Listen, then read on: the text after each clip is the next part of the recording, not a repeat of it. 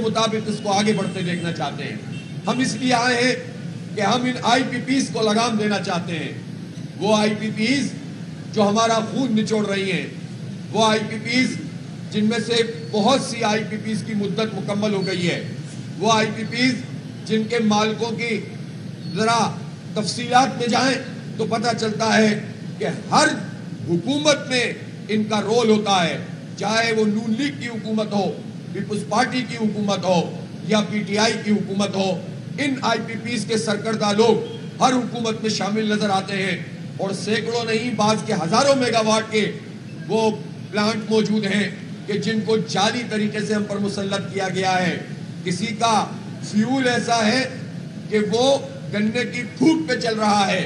لیکن ہمیں بتایا یہ گیا, لکھا یہ گیا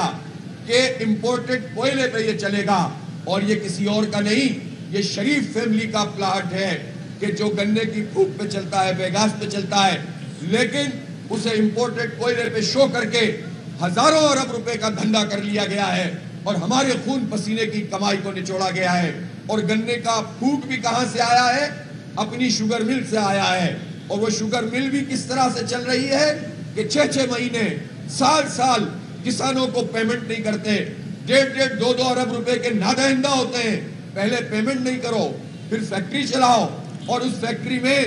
آپ چینی کے پورا مافیا بن جاؤ, اس کی پھوک کو آپ استعمال کر کے اپنا پلانٹ چلاؤ, لیکن شو یہ کرو کہ تم نے امپورٹڈ کول پہ یہ چلایا ہے. تو اس طرح آپ سوچ سکتے ہیں کہ یہ مافیا, یہ تو ایک مثال میں نے آپ کو دی ہے جو خود شریف فیملی کی مثال ہے, جو حکمران طبقہ ہے, اور ان سے ایسوسیٹڈ جتنے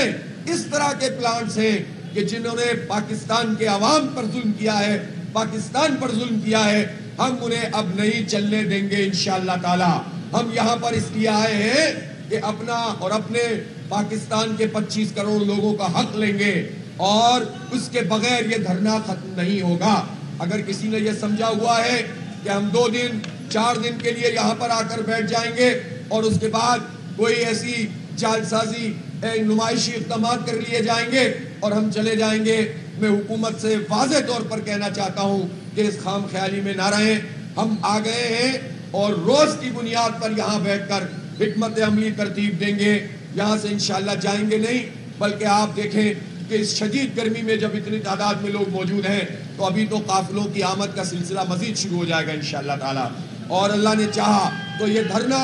ایک انقلاب اور تاریخی انقلاب میں تبدیل ہو جائے گا. لہذا ایک ہی راستہ حکومت کے پاس, آئی پی پیز کے حوالے سے یہ طے کرو کہ جن کے معاہدے مکمل ہو گئے ختم,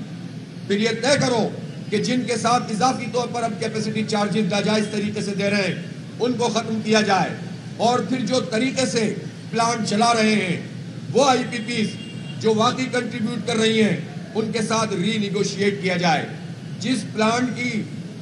لاگت جتنی تھی اس سے 10 گنا پروفٹ زیادہ لے چکے ہیں, اب ان کو بھی جو ٹھیک طریقے سے چلا رہے ہیں ری نیگوشیٹ کرنا چاہیے. لیکن جن کی جانچ سازی ہے فارنزک آڈٹ کیا جائے. فارنزک آڈٹ کا مطلب ہوتا ہے کہ ایک ایک چیز کو دیکھا جائے, معاہدہ کیا تھا, اصل میں کیا ہے, کون کون لوگ اس میں انوالو ہیں, اور جو لوگ بھی حکومت کی طاقت سے اس پورے دھندے میں انوالو ہیں ان کے لیے سخت ترین سزا ہونی چاہیے. یہ ہمارا مطالبہ ہے, اس میں ہمارا کوئی مفاد نہیں ہے, ملک کا مفاد ہے. دوسری بات یہ ہے ہم بجلی کی قیمت کم کرنا چاہتے ہیں,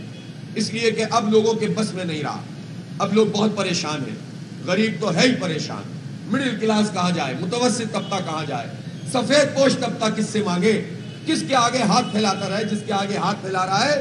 اب تو وہ صنعت کار بھی کہتے ہیں کہ ہم بھی بل دینے کے قابل نہیں رہے. پاکستان کی تاریخ میں پہلی مرتبہ یہ ہو رہا ہے کہ انڈسٹری کے لوگ اپنے بلوں کو ڈیفر کروانے کی کوشش کر رہے ہیں, قسطیں بنواتے ہیں. میں فیصل آباد گیا, پشاور گیا, لاہور گیا, کراچی گیا, اسلام آباد گیا, پنڈی,